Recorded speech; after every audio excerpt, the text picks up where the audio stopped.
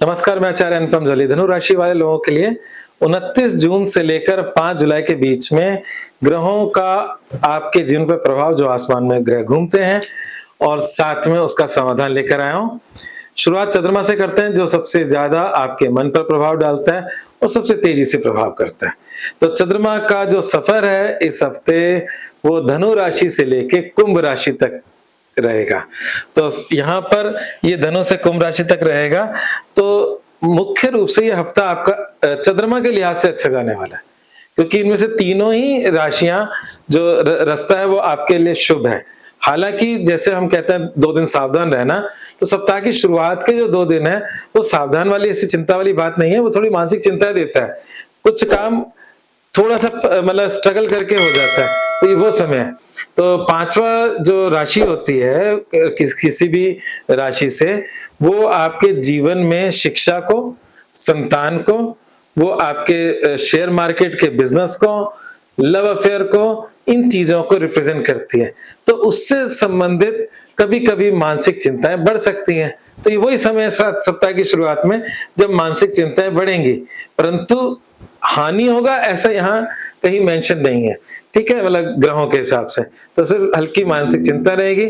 शेष सप्ताह छठा चंद्रमा आपके जीवन के अंदर आपके रोग, ऋण और रिपु, बीमारी, उधारी, शत्रुता, कोर्ट कचहरी जैसे इश्यूज को लेकर आपका पक्ष मजबूत दिखा रहा है, और सप्ताहांत मौज शौक में व्यतीत होगा, जीवन साथी का सहयोग मिलेगा। ये ओवरऑल आपके चंद्रमा का राशिफल है। पर बाकी ग्रहों की स्थिति क्या है, तो अगर हम देखें तो सिंह राशि में जो बाकी ग्रहों में जो सबसे एक्टिव हाउस है वो आपकी राशि से 12वीं राशि है। और कभी भी 12वीं राशि, चौथी राशि, 8वीं राशि में जब ग्रह गुजरते हैं वो थोड़ा परेशान करते हैं।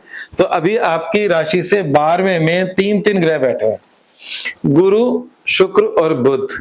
यहां पर ये कॉम्बिनेशन किन के लिए अच्छा है और बाकी लोग क्या करें, दोनों चर्चा करते हैं। तो ये कॉम्बिनेशन जिन लोगों का संबंध विदेश संबंधी है, जैसे अगर कोई विदेश में है उनके लिए, अगर ये मेरा आप राशिफल विदेश में देख रहे हैं और भारतीय होकर आपके और वहां बैठे हैं, तो आपके लिए ये पॉजिटिव है।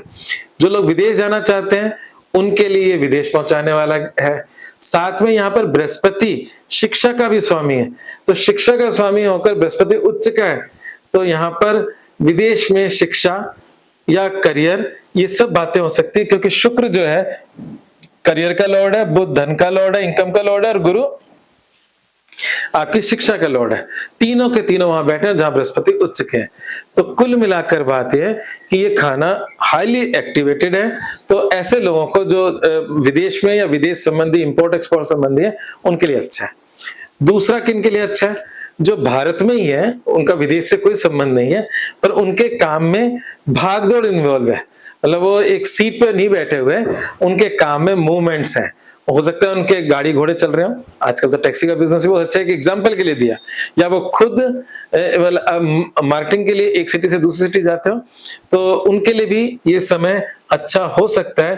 क्योंकि जो शुक्र है वो शॉर्ट जर्नीज का है, तो शॉर्ट जर्नीज का जो प्लेनेट है वो शुक्र है, और धन का स्वामी बुध है।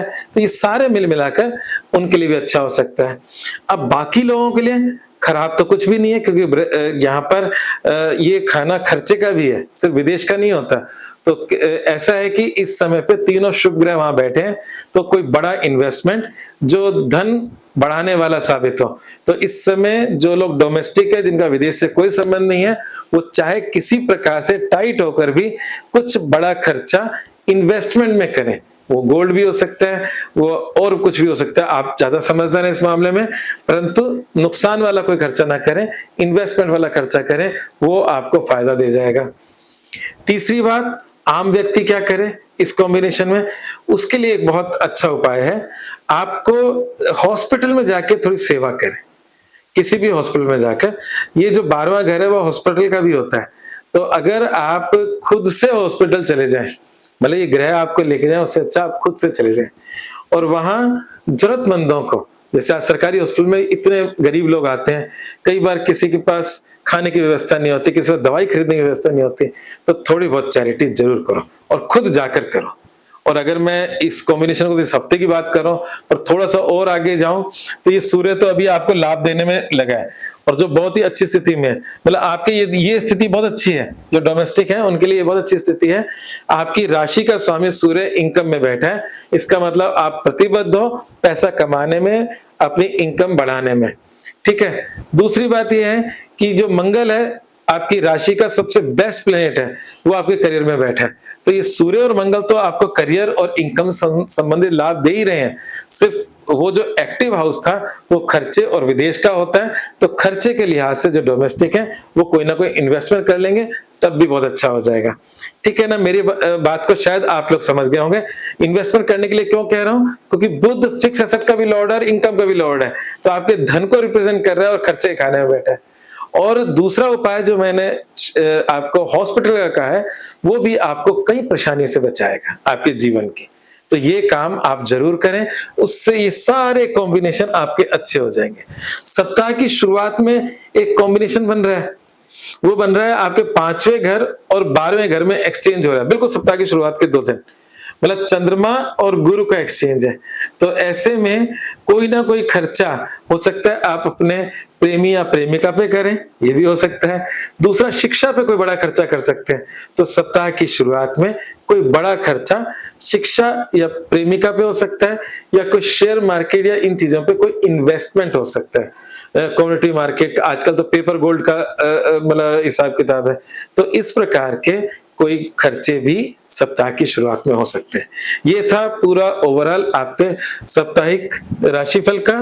तो इसमें अगर हम देखें तो उपायों में क्या देखें, और उपायों में यह है कि काले उड़द की दाल का दान करें, शनि मंदिर में तेल चढ़ाएं। ये काम मैं बार बार बता रहा हूं और लंबे समय से बता रहा हूं सिंह राशि वाले लोगों को, और शायद मैं आगे भी बताता रहूंगा। उसका एक ही रीजन है, 2 स्लो मूविंग प्लेनेट आपके राहु और शनि, ये जिस स्थिति में है इनका उपाय है। और शनि जो है वैवाहिक जीवन का भी लॉर्ड है, और राहु जो बैठा है वैवाहिक जीवन में बैठा है, शनि लॉस के घर में बैठा है। तो अगर हमें वैवाहिक जीवन को लेकर या जीवन के बाकी पहलुओं को लेकर, जैसे बिजनेस है, ये सब है, तो उसके लिए ये उपाय आपको निरंतर करने चाहिए और कीप कंटिन्यू। मतलब ये ऐसे नहीं कि इस हफ्ते का ही उपाय है, ये भी दोनों ग्रह लंबे समय तक यही रहने वाले हैं, तो आपको ये निरंतर ही करने होंगे और इसको अपने जीवन का एक हिस्सा भी बना लें, तो आपके लिए सब कुछ ठीक रहेगा। एक जो मुख्य मूल वाक्य है वो है कि अगर इस समय जमीन मकान परचेज करने की अगर आप बात सोच रहे हो तो ये आपके लिए राइट टाइम है, बिल्कुल राइट टाइम है। इस समय उच्च का बृहस्पति आपके जमीन मकान को ब्लेस कर रहे हैं, और इस वक्त मतलब इस हफ्ते की अगर हम बात करें तो मंगल भी यही चाहते हैं। ये मंगल ग्रह भी आपके जमीन मकान को ब्लेस कर रहे हैं, बृहस्पति ब्लेस कर रहे हैं, और जब ये दोनों ग्रह ब्लेस कर रहे हैं तो मंगल होते ही जमीन का कारक है और मंगल की ही राशि है आपकी चौथी। तो इस समय बेस्ट समय है। जो लोग लंबे समय से स्ट्रगल कर रहे हैं कि जमीन चाहिए मकान चाहिए, इस समय कोशिशों से वो आपकी जो परेशानी थी वो हल हो सकती है और आप जमीन मकान लेने में सफल भी हो सकते हैं। आज बस इतना ही, धन्यवाद।